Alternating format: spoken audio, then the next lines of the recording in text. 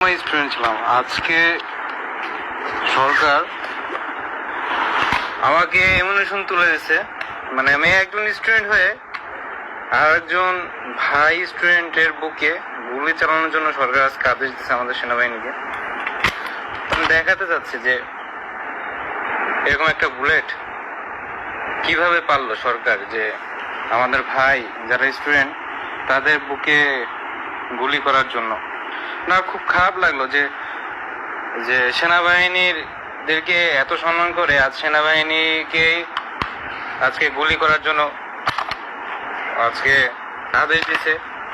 120 round করে দিয়েছে। আমার সত্যি খুব যাওয়ার ইচ্ছা ছিল না, কিন্তু তাও বাধ্য হয়ে আমাকে যেতে হচ্ছে।